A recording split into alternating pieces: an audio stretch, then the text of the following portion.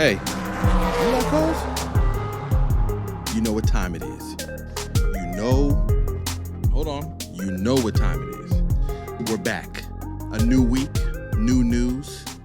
Cameron Biggs, your host. CarQuicks Podcast, episode 98. Ooh, boy, we're counting down. Another week is here. Hope y'all are feeling good out there. How's your family, your friends, loved ones, the children?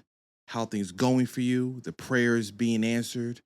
Are you aligned well? Welcome people into the CarQuicks world. Hey, listen, I enjoy that you guys are coming here every week, that you're listening in, and I hope that things on your end are going well and that this is entertaining for you, because I do it every week really for myself.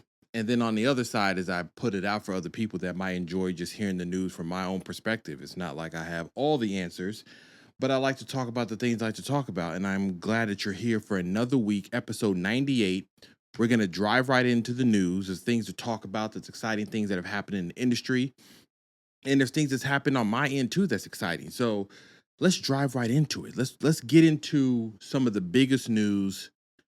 It's already been big news before, but now we have some more official numbers, okay?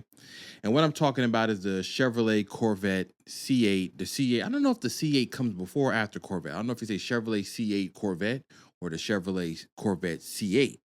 I don't know. It all intertwines anyways. It's a Corvette, the C8, the ZR1, okay? The one that we talked about. I made a whole special podcast about that particular car when it got announced because, one, the numbers were absolutely outrageous. 1,064 horsepower in a twin-turbo V8 with like an 8,000 RPM red line. Just the numbers themselves are just a lot. But the numbers that we all were waiting for, we already knew the top speed. The top speed they tested on some test track did like 233 miles an hour. Absolutely ridiculous, especially on a Corvette. I mean, that's Koenigsegg Bugatti numbers, honestly. Like, we never thought we'd see a Corvette cracking 230 miles an hour. We thought that was left to the hypercars, and here we go. We got some homegrown. You can see it at your local dealership doing over 230 miles an hour. So the ZR1 is out. There's a few videos that have come out from people test driving them, people at the track. They were actually at the Austin COTA track, and they were actually testing that ZR1 with a few other people I follow on YouTube. Somehow, I didn't get called. Listen, I'm going to work my way there too, okay? You don't worry. Now, the numbers that have been coming out that are really shocking people, one was the 0 to 60 time, was 2.2 seconds, which is, in a real-wheel drive car, that was, Car and Driver actually put that up against some of their other performance benchmarks, like the McLaren 750S and the 296 GTB Ferrari, and it beat all of them. They were like, these numbers are faster than cars that cost double what this car does. And we already hinted at this. When they announced this car and what it was aimed to do, I said, listen, if this is getting over the numbers of cars that cost double what this is, then we got something to talk about. And we do. So 0 to 60 is in 2.2 seconds. 0 to 100 is in 4.5 seconds, which is absurd. We got 130 miles an hour at 7.1. The quarter mile clears out at 9.5 seconds at 149 miles an hour. Now, compared to the McLaren 750S and the Ferrari 296 GTB, it's beating those by, it's tenths of a second. But if a 296 GTB is $500,000 and the McLaren 750S is like $450,000, we're talking about $500,000 hyper supercars, even getting close to them would have been a big deal. To surpass them in these metrics is a big deal. Now, before somebody jumps in the comments and they're like, ain't nobody cross-shopping a ZR1 and a 296 GTB. I understand that. If I had the money to buy a Ferrari 296 GTB, I most certainly would buy one. Now, if somebody says you can only have a Ferrari 296 GTB or a ZR1, I might still end up at the Ferrari because it's Ferrari. And there's something to be said about that. But listen, if you're in this realm of spending $200,000, because the car that Car and Driver had tested, and another video I'll talk about, they tested it at $202,000. It starts at $175,000. Now, the thing that you have to remember is that the performance metrics remain the same. Now, I think some of the other trims have better tires, so that 0 to 60 time could be dropped down lower when you have a stickier tire. But the 1,064 horsepower, the headline, is available from the 175,000 all the way up to whatever you want to option out. And some of the options include like the carbon fiber, the 3LZ, the track pack, all those Z pack things that they put on there that have the high downforce, the front diffusers, the rear diffusers, all those things are going to up the price tag on it to make it to close to 200,000 or even above that. But the performance metrics that you want start at $175,000. So that's a massive that's a $325,000 difference between you getting up to 400,000. That's the Mustang GTD difference. Okay, you can get a ZR1 and a Mustang GTD for the price less than it costs you to get one McLaren 750S. So there might be somebody out there that's like, I want the top of the top when it comes to American muscle. I want a Mustang GTD and I want a ZR1. And funny enough, they'll have spent less money than it is to get one McLaren 750S. Now, one of the videos I did watch that was really, really good was from Haggerty, Jason Camisa, and why did I forget? Randy Proust, the driver that works with Haggerty, and they do all these videos. They were driving all the ZR1s and comparing them to the original one, the C4 ZR1s, the C6 one, the last C7 one with 755 horsepower, and just showing just how far the change came from the performance, how far the new C8 one can put the power down, how big of a difference it came from the handling. And they basically came away saying like, this is such a high performing car that you almost have to compare it to the supercars because it's so far beyond what they ever thought of when it came to the ZR1. And the ZR1s have a history of punching well above their weight, but now we're like squarely in a rarefied air. They're comparing it to like Reveltos and Lamborghinis and just saying like how far along it's come. And that was a really good video. You should watch that on YouTube if you haven't. It's from Haggerty, Jason Camisa, the ZR1. That was an amazing video they shot. Just quality, the shots and performance. And that's just the beginning.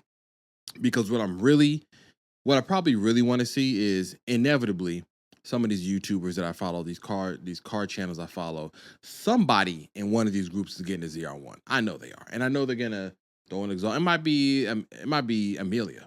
She might probably get a ZR1 and throw an exhaust on it, race it, track race it, drag race it. Somebody's gonna do something, and I'm here for it because I want to see what this can do untapped. Like, what's the untapped potential? If we're already at 1,064, what are we looking at? Because the secret, which is not even a secret, is that there is another version coming called the Zora. And the Zora takes the 1,064 horsepower and puts in an electric drivetrain, like a hybrid system, like the C8 E-Ray, and ups that power up to like, they said 1,200. Maybe they're undercutting it. It might be like 1,300. Who knows?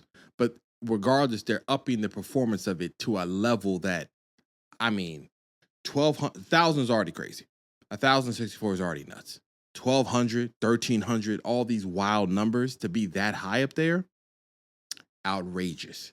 So the numbers are coming out, the performance numbers are there, it's doing exactly what we wanted. Now I do want to see, and I know they're not going to agree to this. I know they're not.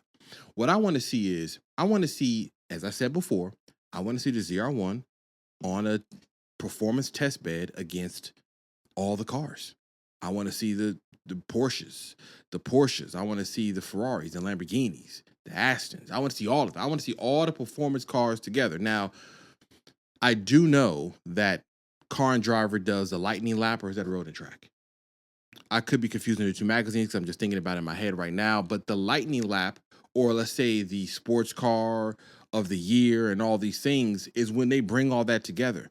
I do wonder if some of these manufacturers of like supercars, Ferrari, for instance, Porsche maybe not, because Porsche likes to get up there with the big dogs and fight with the GT3s, and they got a GT2 RS coming out and all that stuff as well. But I wonder if they're going to put up a little bit of a block, because they definitely don't want to see, their 296 like Speciale. They might bring that out. They might bring like, we got to bring the big guns, bring the Speciale. If that thing gets beat by a ZR1, folks are going to be looking around like, man, that thing costs $600,000. Again, though, Ferrari buyers, Corvette buyers are really not in the same realm. Okay, we're talking about like the 1%. Not that 200,000 is just the 1% too, because it is, but it sounds a little bit more attainable. Like, oh, okay, I could possibly work my way up to that, right? Or you're going to see one on the road. So I'm excited for that. And I'm excited to see it because, my little Catalina Coffee and Cars and Coffee we do here in Houston, I know for certain somebody pulling up in the ZR1. I can't wait to see it up in person. Now, would I ever get to drive one? I don't know. Maybe, maybe not. Maybe I just review one. Who knows? I just got to make sure I keep doing what I do and I'll align myself with it eventually. So that was good to hear, good to see. But there was some other news about another comeback, and not that the ZR1 was making a comeback. I'm just saying it's back in the mix of things, right? That is Dodge. Now, if you listen to this podcast, you know we have been critical of Dodge's choices, what Stellantis, the company, has done.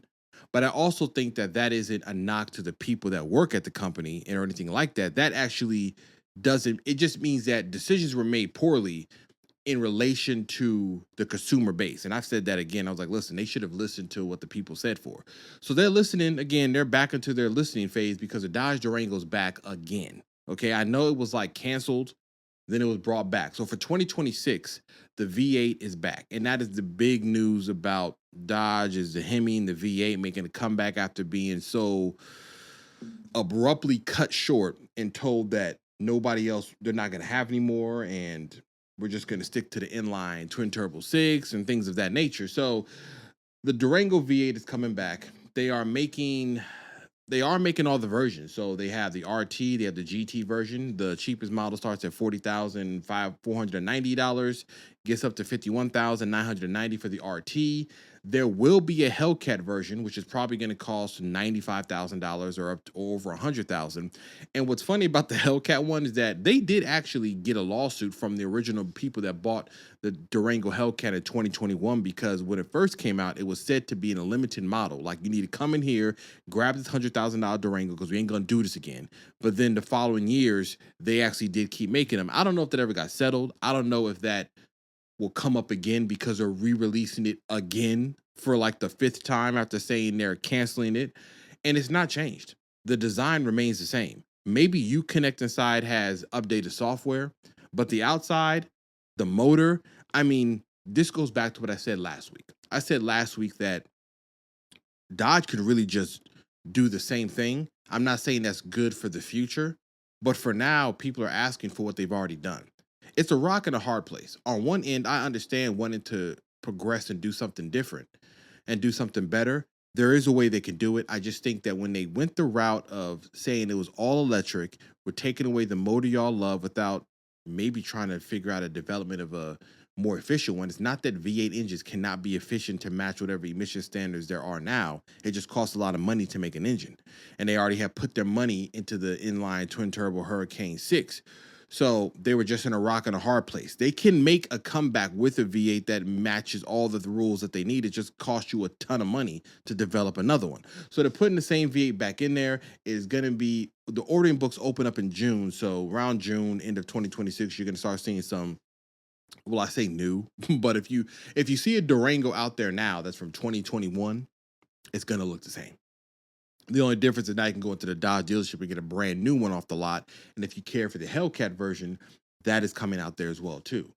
And keeping up with this whole Stellantis group, they weren't done there because that wasn't the only thing that they had to revive.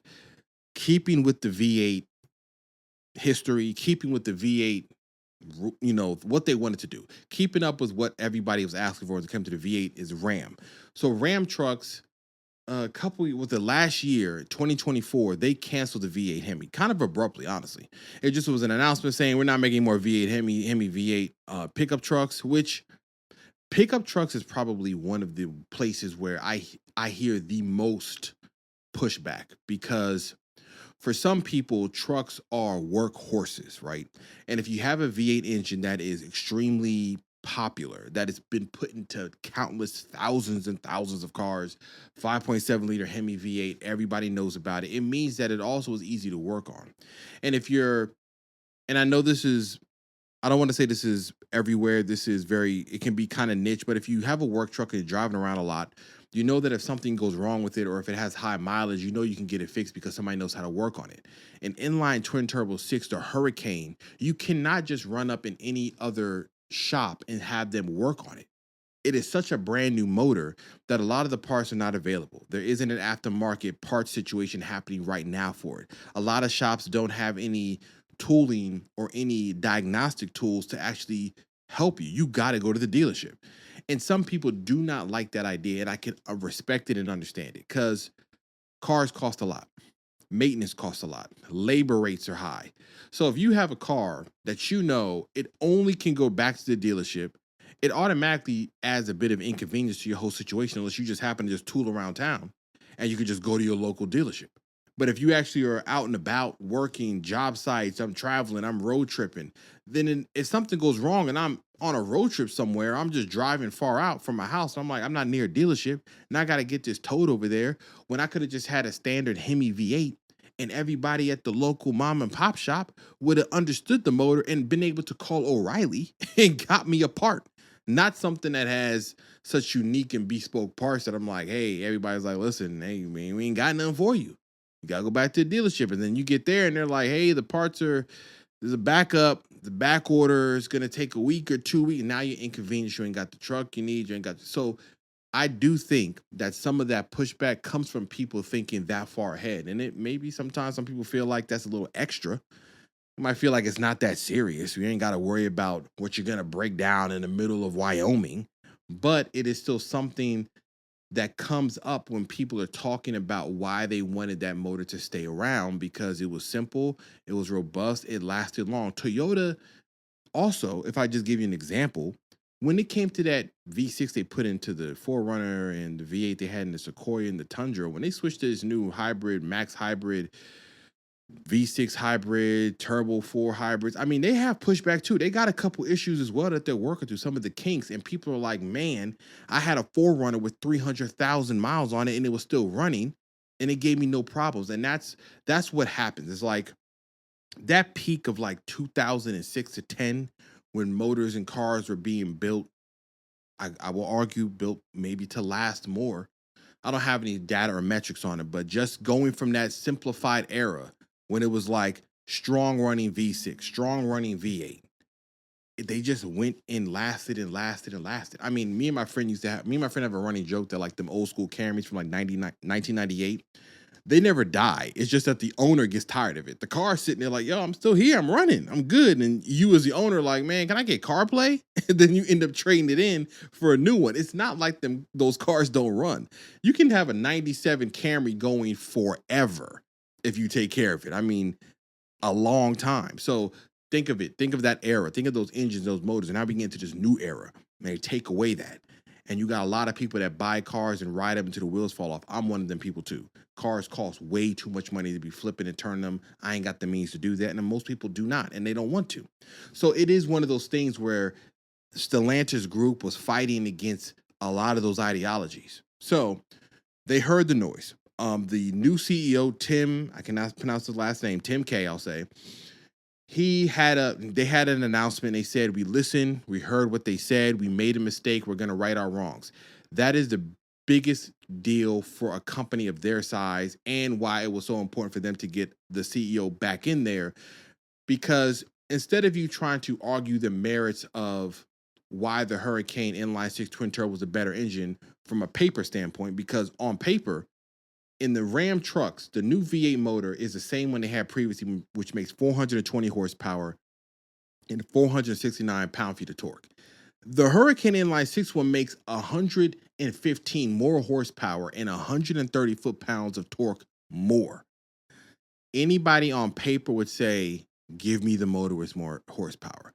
But this is one of those in real-time moments where you realize it isn't about the numbers. And I've said that before too, that a lot of times when it comes to car enthusiasts, it isn't always about the numbers. Some people that it's only about the numbers, I feel like you're not really engaging yourself in driving these cars. And this is an example. The people didn't care that you gave them an extra 115 horsepower. They don't care. The people that bought a RHO that wanted like a newer version of the Ram T-Rex, but they wanted something. They wanted something that was new, and they went for the RHO that had 540 horsepower and the high output in Hurricane inline-six twin turbo. The same thing holds true for the Charger. I said that motor is going to have, I still believe that, a very high potential in the aftermarket when it finally makes its hands into Chargers, because those people are more into probably performing and doing performance modifications on that Charger. Now, I haven't checked on an RHO truck, not that they don't modify trucks, because they do, and they might have already started on that engine in the RHO truck. But what this showed you is that even though there was a higher performance on paper number, the consumers made the answer saying, we don't want that. We want the V8, even with less horsepower. That's what he said, the CEO was like, it doesn't matter about the numbers. They've spoken. And so what Dodge is doing, what Ram and Dodge, Stellantis group, what they are doing correctly is instead of trying to convince people, and maybe there's an argument that they could have done better with the marketing of the motor. They should have definitely had gas and EV versions of the Charger out the gate so that people can make a choice, and you would have saw in real time what the answer is. You could have slow walked in the EV, maybe ramped up the gas one, and just watch what do people do. Are they still asking for the V8, or is the noise a little quieter, and we might be able to weather this storm and kind of convince people about the performance metrics of the inline twin turbo? But I think when you go full EV and all they hear is about this distant inline six motor, all they were going to rest on is you took away a supercharged V8. You took away the V8s. And I think that's where the misstep was. But they're listening now. What does that mean for the future? Are they going to make a brand new V8? They're using the same one they have because our emission standards here in America are not the same as like Europe or maybe some other countries that have more strict ones. So they can kind of get away with this for a little bit of time, but this is not the stopgap. This is a stopgap. This is like, we got to make a little bit of a turn, get our profits turned around. They got to make some money because the numbers are too low for you to not just say, do what they want now because they're willing to buy it. So let them buy it and let us get back to the drawing table while they're busy buying what they asked for, and we can get back to figuring out something for the future. And I do think that it is nice to have something for the future. I do not think that they should just rest strictly on an old design of a HEMi V8. I do think that it does make sense for them to figure something else out, and they should actually figure out a newer version of a V8 because nobody else gave them up. Ford still has V8s. Mercedes is making them again. Lotus is trying to put them in their mirror. I mean, the motor's still around, so I just think it was a little too hasty on the eliminating the V8. So now they're back in the Durango and then the Ram truck. So if you're thinking about getting one and you were holding out because you were upset about what they did, now it's here.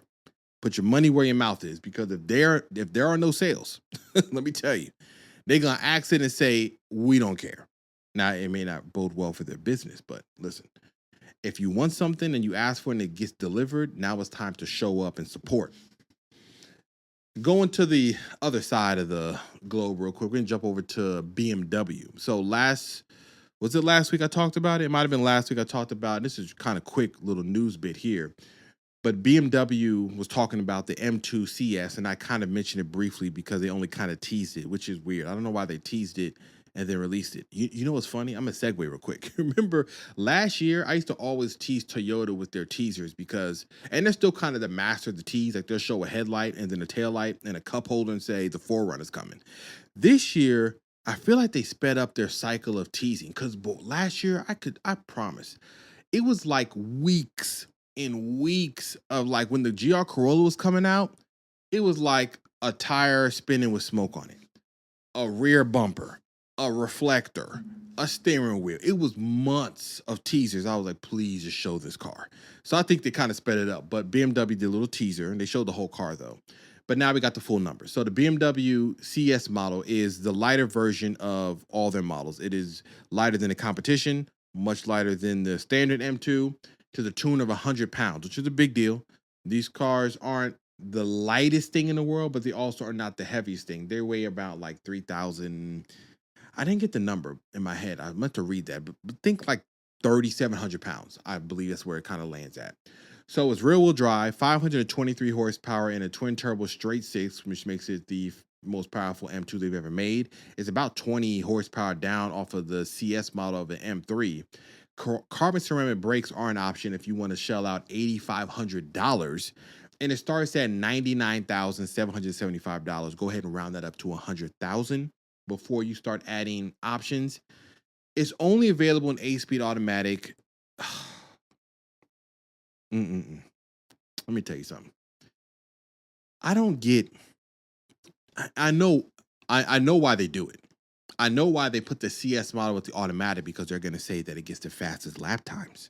And around Nürburgring, It did it in less than 1 second off of the competition one that has the manual, so it's even faster. So the CS means ultimate power competition. Like we got to make sure it's the fastest one. Just get a manual version. I think that these cars should have an option for the people that are just going to say, I don't care about any of that. I want to be engaged. Give me a manual. This car should most definitely have a manual option. I don't think, especially when the regular M2 has one. If the regular M2 did not have it, then I wouldn't care.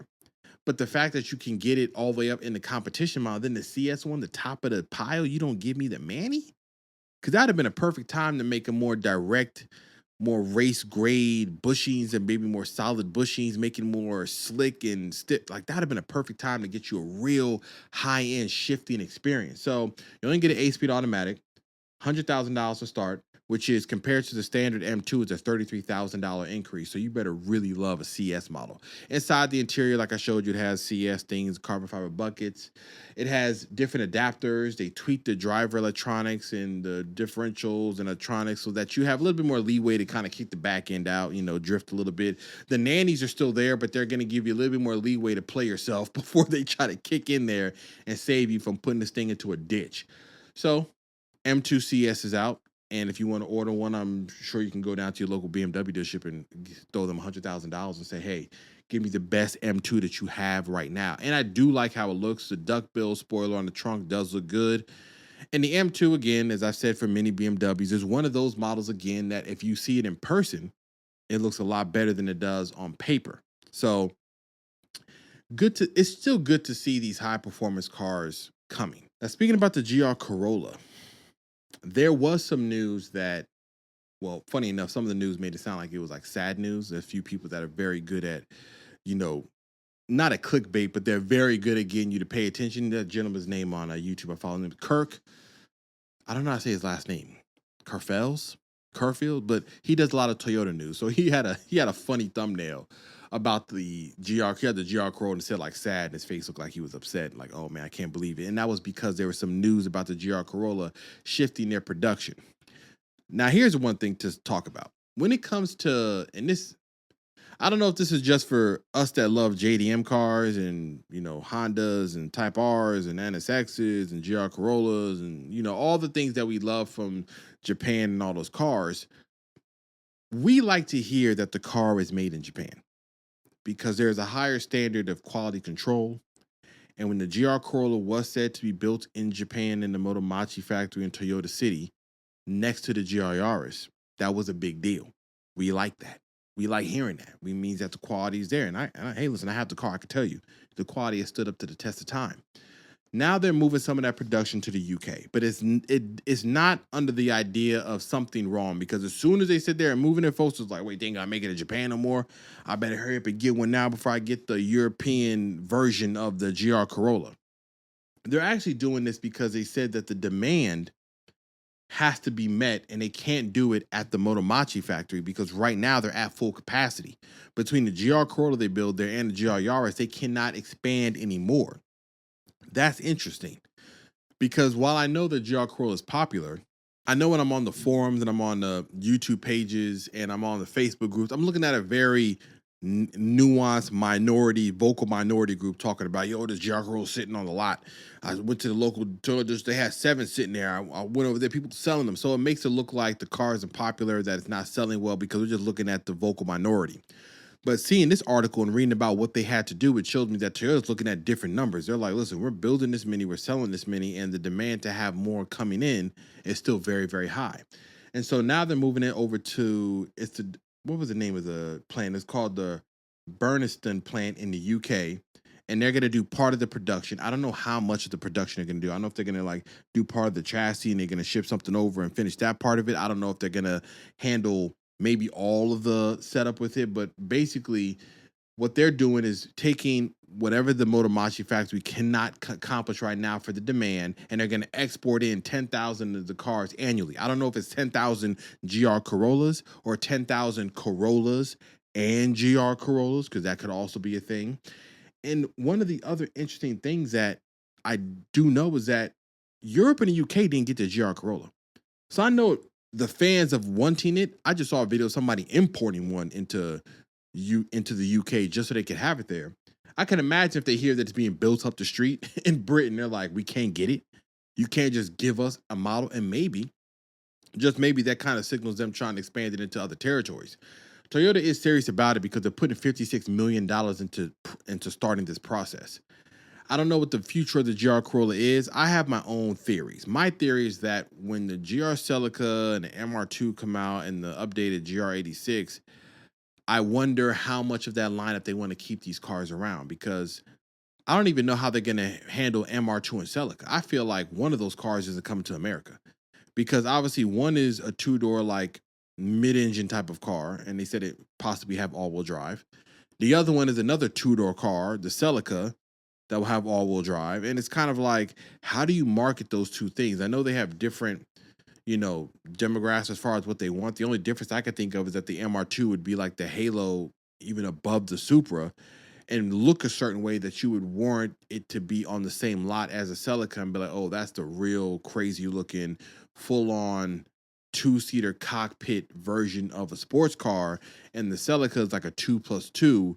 But then you also have the GR86, which they are putting that new G20E motor into. So you got this new motor coming out that makes 400 horsepower and a turbocharged platform. I don't know what the number is in naturally aspirated, but this motor is going to be used across a large amount of their cars. Maybe it goes into the next Supra, because I don't think they're getting rid of it, but they have stopped production on the current one they did now in conjunction with BMW.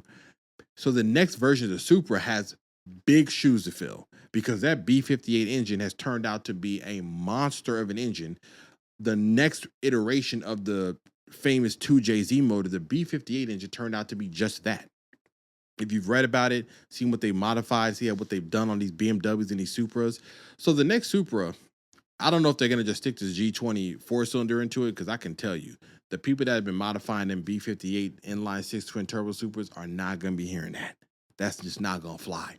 So I don't know what they're going to do. And for me, I don't see them putting that 4-cylinder motor into the GR Corolla, because I guess if they did and they could detune it down to 300, maybe they do. It's enough space in there to do it. Maybe they slow down the production on the G16E. But then today, as I'm recording this, today I read an article where the engineers were saying that they are pushing to develop putting more power into the 3-cylinder motor that's in the GR Corolla. So to me, they're staying the course of the G16E, and they're continuing to develop it and make it faster and more performance related. I don't know if that's just for this new GRMN version that's coming out at the end of this year. But it's an interesting article to read, because I'm like, okay, it sounds like you guys are sticking with the GR Corolla for the foreseeable future. I'm cool with that. I'm just interested in seeing what it's going to be next, because one, the Corolla has been around for a long time. It is due for an update. If you look at the rest of the lineup, it looks nothing like them. The Camry, the 4Runner, the RAV4, the Sequoia, all the cars are getting updated. And the Corolla is kind of sitting there waiting. So I wonder if they're going to do one last push of a redesign, brand new GR Corolla, and then kind of ease into these other models. I don't know. It's just some theories I have out there. So they have a lot happening and a lot going on. And they aren't the only ones in this little JDM realm world that they have some future history and design ideas to, some future things to come up with. That is Honda. Now, today, again, I was reading that Honda is ending production of the FL5 CTR Civic Type R in Europe with a final edition called the Ultimate Edition, which is it's kind of funny. I thought it was gonna be something more special, but like Ultimate Edition. And the Ultimate Edition, they didn't discuss the price. It'll be expensive. You can guarantee that. They didn't discuss if it has more power, but they did talk about some of the things that differentiate it against the other models to show you how special it is. Like there is stripes on the body of it, as you can see in the picture, and they're red. They match the emblems. There's like puddle lights when you open the door that say Type R, like a little light that shines down on the ground. There's carbon fiber in the interior as far as the trim goes, and that's pretty much it. It's just like a little package, and hold on. It also comes with a commemorative box that has the keys and a plate to tell you the name, and it's all numbered. And it's numbered because they're only making 40. They broke this down by region, And it was something like, and I'm just paraphrasing, I don't know the exact number. It was like 10 to Europe, 5 to Great Britain, 2 to Ireland. It was the funniest breakdown. I'm like, 40 cars, 40. Guaranteed those are snatched up by all the dealerships and you're just going to sit in a showroom. You have to be a super fan because you're about to spend like $75, $80, $90,000 on a Civic Type R. Where I didn't actually get to read any additional information on is if they're weeding out, if they're just easing out of the production across the board, like across America, across Japan, across Australia. Like, is the CTR coming to a close? Like, I know it came out in 2022, but I'm like, they're like, we're ending production already? One of the reasons why I do know this is a fact in Europe is because Europe's upcoming emissions thing is causing a lot of problems.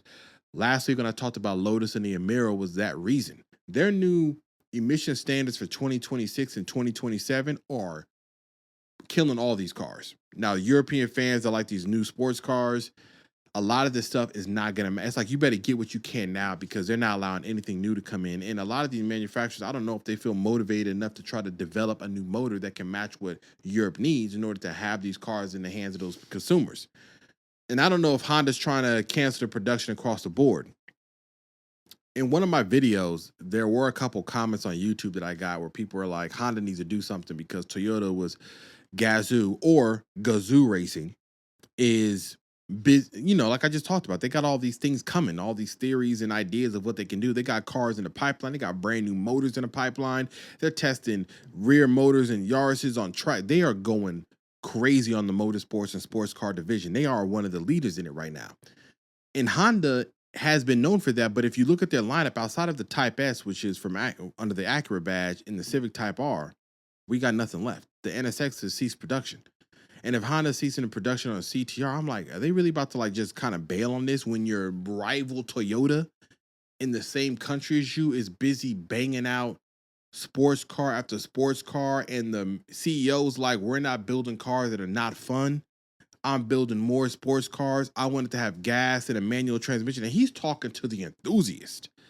And Honda, having built the CL5, the FL5 Civic Type R, which is an amazing car to drive as well and performer, they're kind of quiet. It's kind of an interesting turn of events. I mean, who would have thought that Honda would be like just one car and then Toyota's gearing up to have a complete lineup? They're GR Cup racing. They got the GR Corolla in its own race. WEC. I mean, they are 10 toes down on motorsports, sports cars. So it's just an interesting shift. So Honda's like, if you live in Europe right now and listen to this podcast and you want a Civic Type R, I suggest you go buy it because the clock is ticking. Not that there won't be used ones on the market, but once they cease production, whatever used ones are left are going to go right back up to MSRP because people are going to say there's no more available. You're paying top dollar for this. It's just an interesting time. Just to think that Toyota is the leader of the sport compact fun cars. Honda actually does have the Prelude coming. Let me take that back. I just thought about that now. The Prelude is coming. I know the Prelude is a hybrid. It's powered by an automatic transmission. It is not a manual, more sport. It is still sporty hybrid. And I do think it has a place in their lineup, and I do think the aftermarket will take a hold of it, and it will do well. It looks good. It will do well, I think. So they do have the Prelude. So I guess all is not lost, but when you're talking about GR Corollas and Civic Type Rs, I mean, the Prelude is kind of like, hey, that's like, all right, that's cool, but that ain't what we're asking for. So interesting thing to think about and just to see what they do later. Now, before I go, you know what time it is. GR Corolla updates. So I put the part on.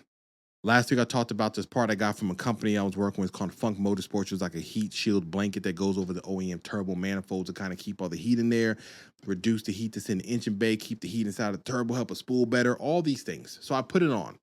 I did this. Man, I tell you, I'm proud of myself. If there's one thing about the GR Corolla, I could tell you that when I go to work on this car, I have figured out all types of techniques to do this as a driveway warrior, okay? Because I don't have quick jacks. I don't got to lift. I got to figure things out either on jack stands or me leaning over the hood of the car and trying to finagle stuff. But the way this little blanket thing wraps around the OEM turbo is The video I saw from the company, they did it. They had the whole entire turbo and the whole entire unit off of the car, sitting on a bench like this table right here.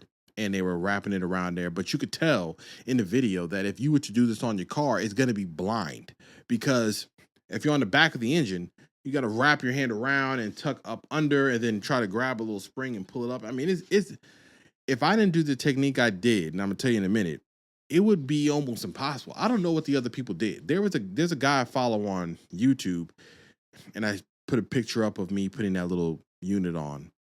And he made a comment like, fun install. And I was like, with the face was like grinning, like grimacing.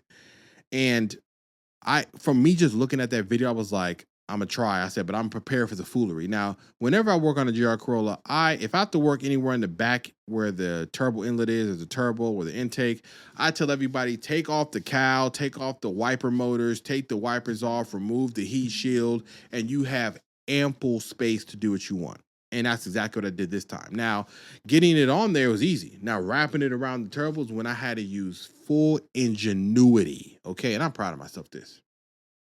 In that video from Funk Motorsports, they talked about tying a zip tie around the ends of the spring so that when you wrap it around, you can kind of grab the zip tie and pull it up.